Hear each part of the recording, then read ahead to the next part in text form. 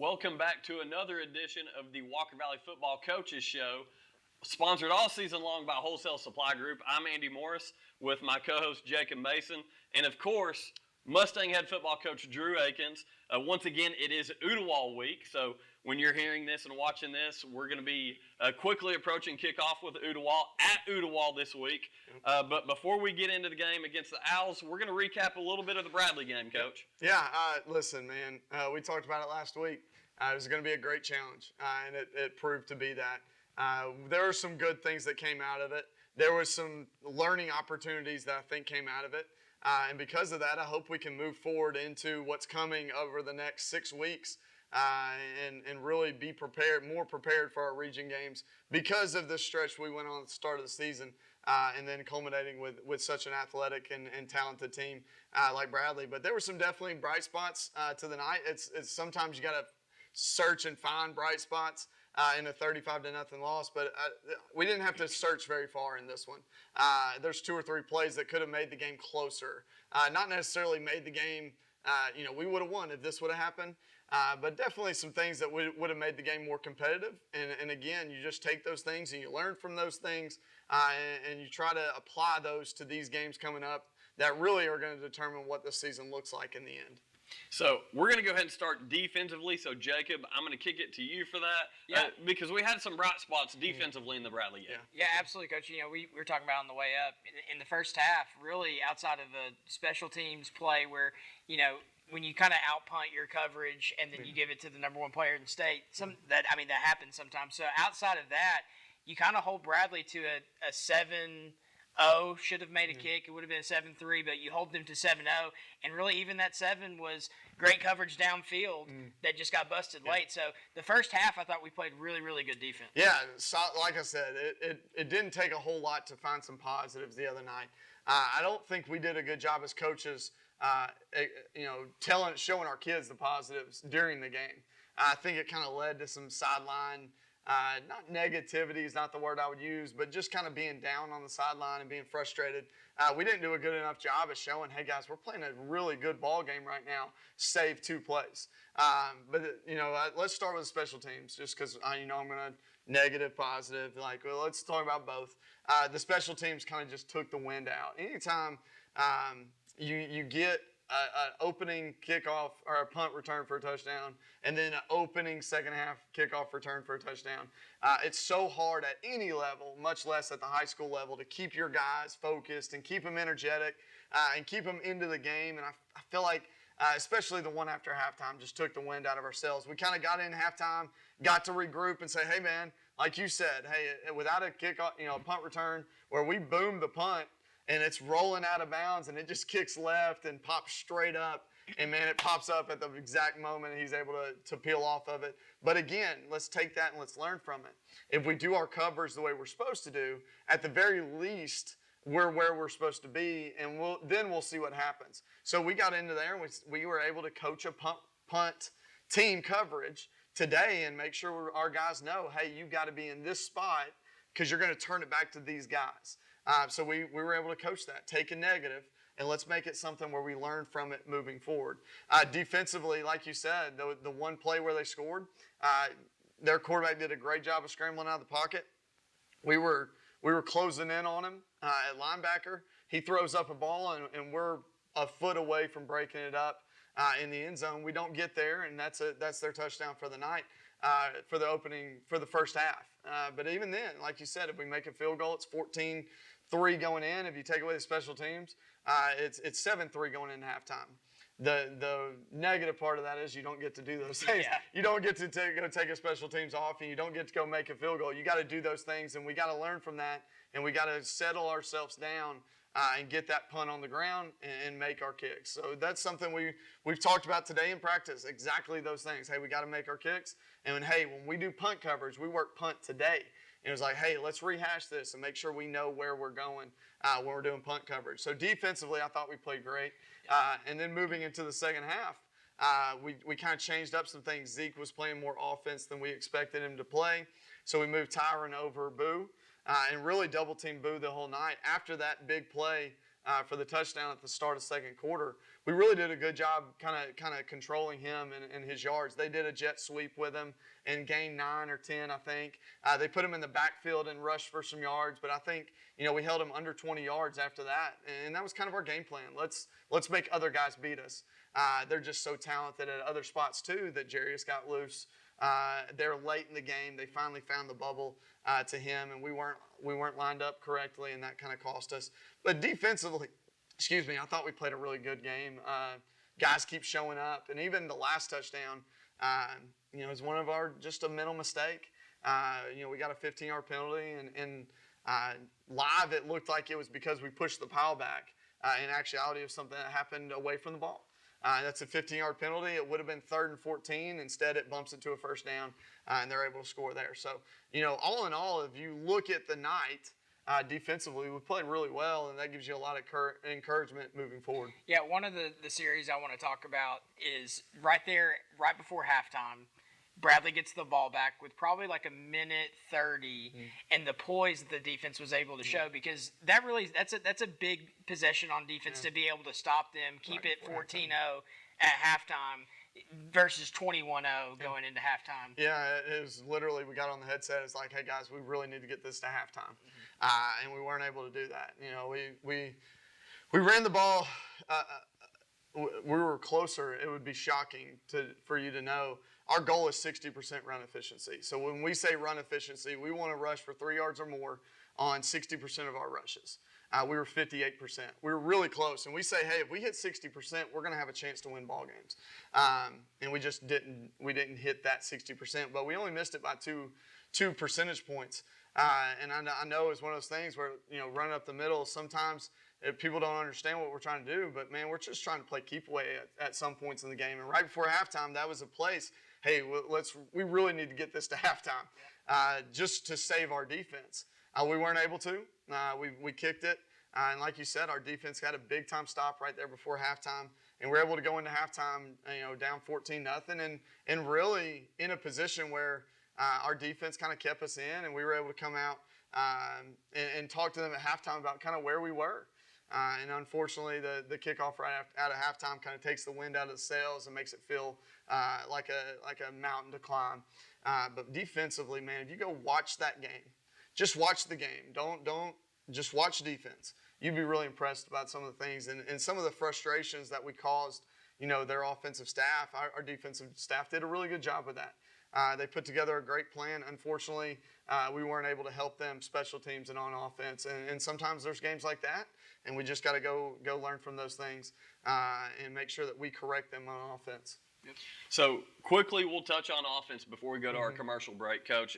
So one thing that stood out to me offensively, of course, the run game was a necessity. To have success in this game against Bradley, against a talented defense, not going to be able to throw the ball a whole lot against those secondary players for Bradley that do a great job covering all thirds of the field. Yeah, if I could go back, I think the one thing I would change is I would have taken a couple more shots. We got the post right before halftime, that if we hit the post, we only took that shot one time, and this was something we talked about. So just some inside coaches' meeting room things, and typically we don't go inside the coaches' meeting room, but I want some people to understand what we're talking about in our coaches' room. After that game, we said, man, we're putting our best player and the guy that we rely on most, who's Evan, we're taking the ball out of his hands a lot. And when we are putting the ball in his hands, it's an all or nothing, 1 out of 1 or 0 out of 1. We gave him one shot at the post. Well, we were 0 of 1 on the post. And that's unfortunate.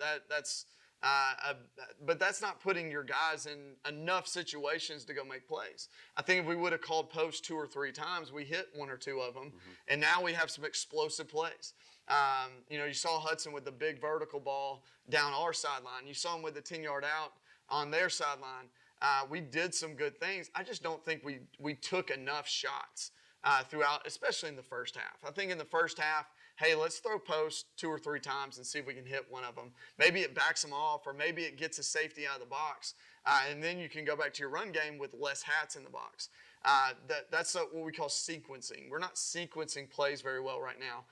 And me as the play caller, I've got to do a better job of that. But those are things we talked about. But then we go back to, our run efficiency goal is 60%. Well, we hit 58% on our run efficiency, which is 2 percentage points off. And really a block here, a block there, and we hit it.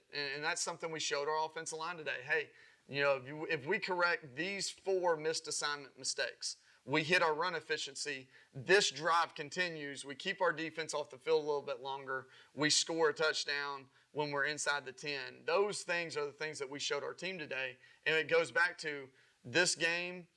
We need to use this game and use the negative things that happen in this game and turn them into learning opportunities for this game of 5 out of 6 games where we have region games, region opponents, the opponents that are really going to determine where we go in the season and what goals we actually hit versus goals we don't hit this season. So that was some of the stuff that we talked about in meetings today. Sunday coaches meetings, we talked about those shot plays that we've got to give Evan more chances. We've got to put the ball in Evan's hands more. And we got guys that can do it. Roman Ulo can do it. Absolutely. Hudson LeCouch has really shown that he's able to do it. Brady Stack, we're not giving enough chances to Brady. We've got to give Brady more chances. We've got to give Zeke more chances. We've got to give Spencer McCouch more chances. There's all these guys, and we're not stretching. We are running the ball pretty efficiently. If you look at our season, we were 84% run efficiency against Polk. We were 78% run efficiency against Notre Dame. So we've had games where we've been really efficient in the run, but what we've neglected is stretching the field horizontally. And we got to get back to stretching the field horizontally, and it'll open up even more run lanes where you'll see Malachi and Noah Jones. And when Tanner gets back healthy, he's really close to getting back healthy. And Zeke playing some running back. Yeah, and you can see those guys get more run lanes. You're leading me straight into what I was going to ask you next. So we saw Zeke come in and kind of provided a spark to the run game because, again, Malachi Martin against Bradley shouldered a lot of the run game. And every play, it seemed like he was at least getting positive yards. Yeah. He really did a good job just being consistent of delivering the blow while carrying the rock. He's such a physical runner, and we've talked about it all through since spring. We saw him in spring and said, man, Malachi may be the best guy to go soften a defense up. And when we say soften them up, we mean get them tired of taking on power. Get them tired of taking on counter. That way, when Tanner comes in or Zeke comes in, you saw Zeke pop off a couple long runs there. Our 2 longest runs of the night were Zeke. But I think it happened because Malachi had softened him up a little bit to where Zeke could kind of hit the edge. And then the big explosive run Zeke had was a really good ISO play that we blocked the best block all night. We had all 5, 6, 7 of our blockers hit their assignments. And because of that, we had an explosive run. But when you look at our game plan from Friday night, our game plan was the same in 2020. It was the same in 2021. It was the same in 2023 or 22. And it was the same this year.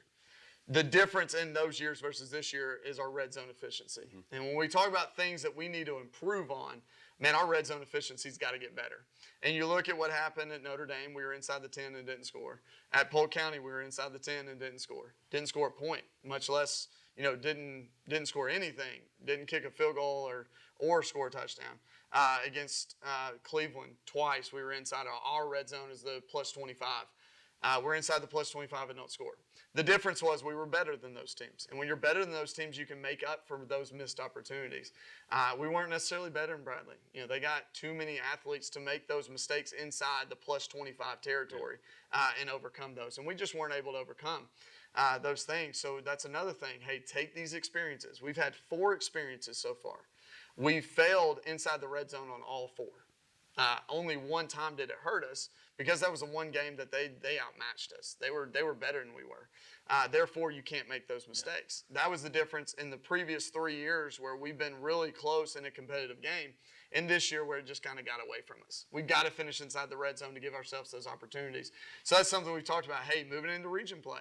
We've got to up our focus in the red zone. We've got to up our intensity in the red zone because those things are what's going to determine if we win ball games or not. Well, one thing I know that will contribute to that is once we have a healthy Tanner Wittenbarger at running back, along with Noah Jones, Malachi Martin, and some Zeke Garrison, as we saw, those are 4 guys that could consistently bring a spark to the offense. So, again, leading into Ooltewah this week, we're going to take a quick commercial break, and we'll be back here to discuss this Friday's game on the road at Ooltewah.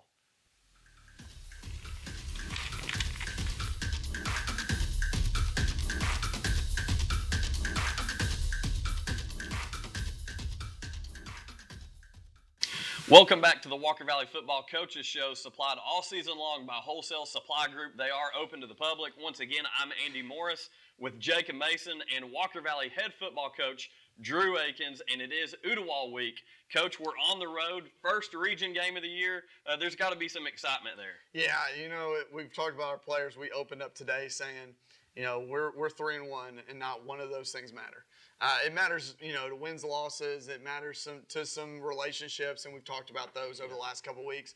But really, when it comes to our goals that we want to accomplish, the 3 wins don't matter. The 1 loss doesn't matter. Everything from this point forward is going to tell us where we end up and where we're going to end up coming into the playoffs and how our road through the playoffs looks. And it starts on Friday. The interesting part is we're going to face an Ooltewah team that's exactly the opposite. Their 1 win doesn't matter, and their 3 losses don't matter. It's a very interesting deal because they're 1-3, and anytime you look at 1-3, you're like, man, 1-3, they must be really struggling. They've scored more points than they've given up this year. I think they've scored 81 points and they've given up 79 points, and they're 1-3. That's a hard pill to swallow right there. And they've had some really just terrible luck, honestly, when you look at it. They've lost a game by 7, they lost a game by 5, and then lost another game by 7. The interesting part, and this is something that we made sure that our players understand, is that they've had the ball in hand and had the ball thrown into the end zone on their last possession to either tie or win 2 out of the last 3. They've had the ball in hand 3 out of the last 3 to go tie or win the ball game. We're not dealing with a team that's getting blown out. That's a 1-3 team that's losing games, by just wide margins. We're dealing with a team that's been in the fight. It comes to compete. They come to compete. They have a defense that's outstanding. Their defense coordinator, who's also their wrestling coach, one of their wrestling coaches, J.D. Dunbar, good guy. Is a great guy. He's a great coach. He's one of my close friends. He's going to put a competitive defense out there. They're tough in the box. Like I said, they're giving up less points than they're scoring. Unfortunately, they've lost 3 of those matches, and they've lost them by really tight margins. But we're not dealing with a team that's just giving up. And I think they're selling that to their players. They're selling, hey, nothing that's happened before right now matters.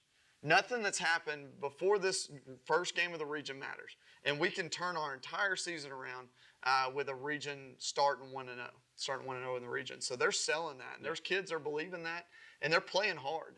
This was an Ooltewah team a year ago that, you could tell on film that they didn't quite believe in what they were doing. This is an Ooltewah team a year later that's worked really hard. I got a good relationship with Goose Manning, their head coach. I got a good relationship with J.D. Dunbar, their defense coordinator. And we're dealing with a team that has really worked incredibly hard to get to this point. And they know exactly what their goals are.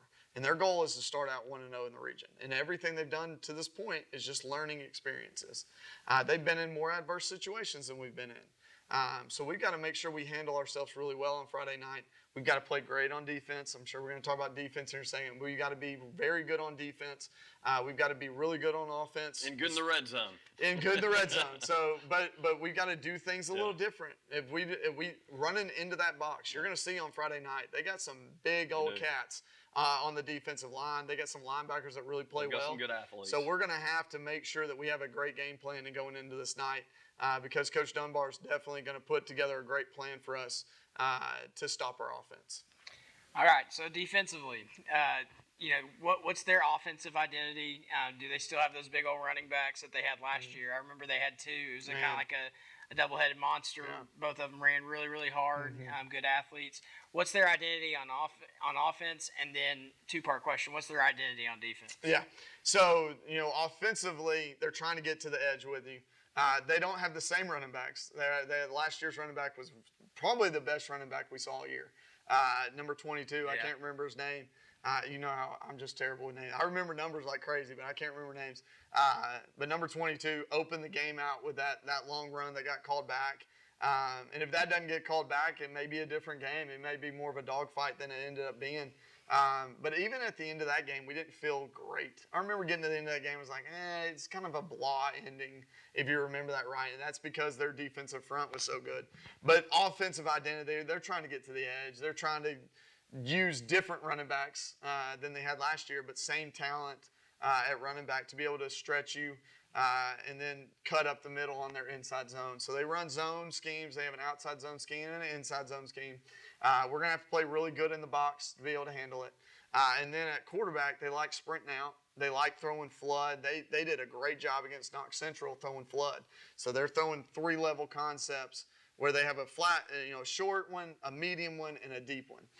And the quarterback's just sprinting out and trying to find which one of those is open, because when you flood a zone like that, it gets so difficult to cover.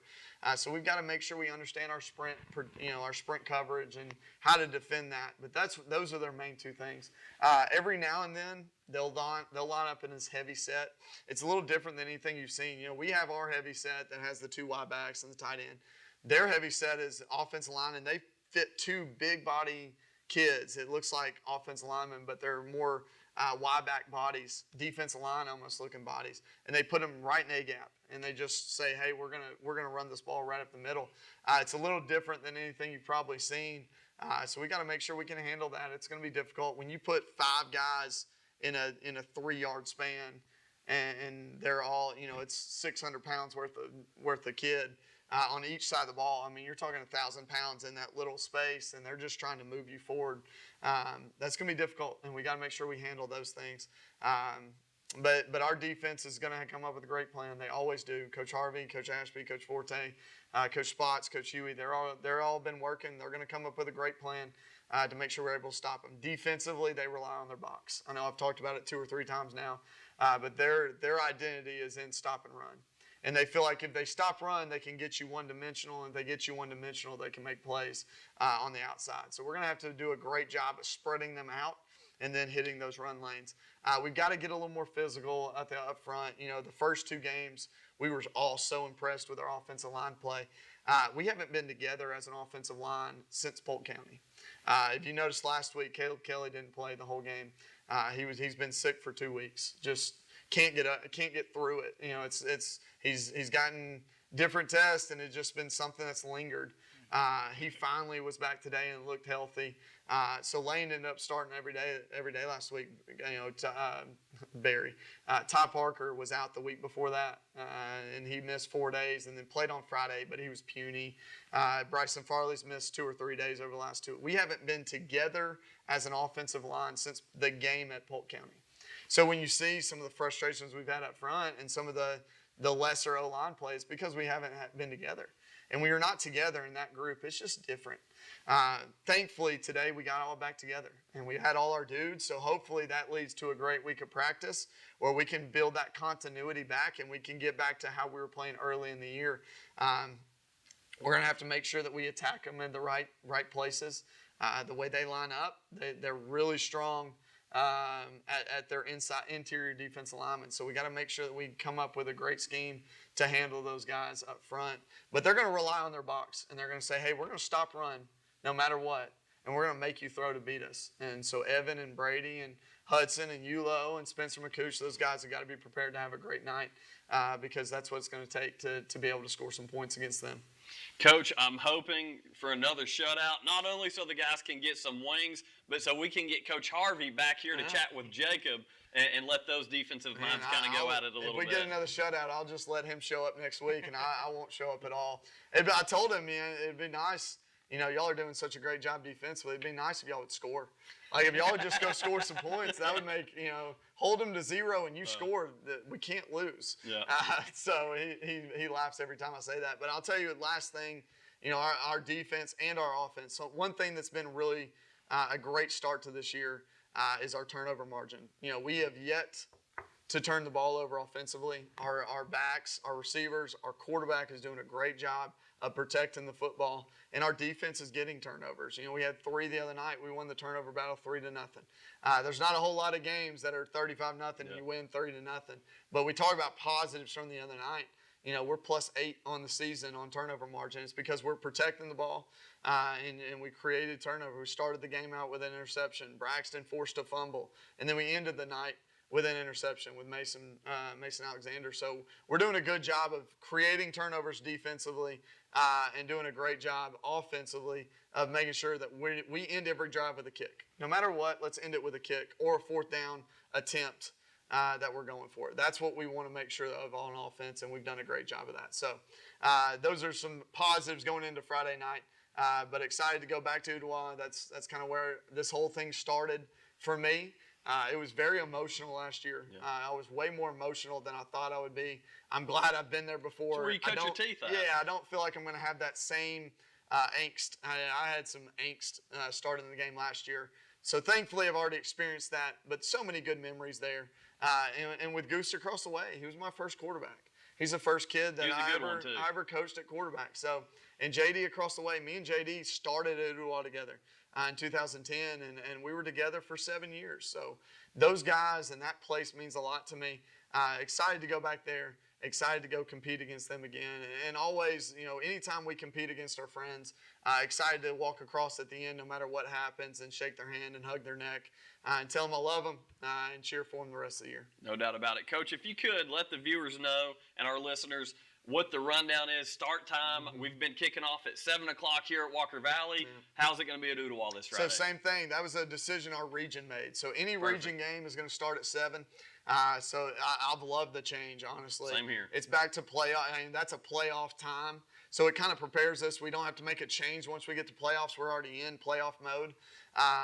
But at 7 o'clock kickoff, it's at Ooltewah High School. The parking's pretty good there. They've done a really good job of making sure that parking is available at their games. They have a really nice setup. It's a really cool stadium. Last year we filled our side up. I thought our student section did an unbelievable job last year in this game. Excited to bring those guys back. Excited to bring the band back. It was a really cool atmosphere last year, and I'm excited to bring that back again. But 7 o'clock kickoff, we'll start warm-ups at 6 o'clock. If you want to watch warm-ups, we'll be out there. Kickers will start at 6 o'clock, and we'll get rolling. Sounds good, Coach. So once again, you can listen to Jacob, Mason, and myself on Sports 99.1, starting with the pregame show around 6:30 roughly. And we'll also have this interview airing again pregame show. And then we'll have kickoff 7 o'clock live, Sports 99.1, also on the Mix 104.1 app. And with that, Mustang fans, come down to Ooltewah, be loud, cheer for the Stangs, and let's get region win number 1 on the season. So with that, for Jacob Mason, I'm Andy Morris, Coach Akins, go Stangs.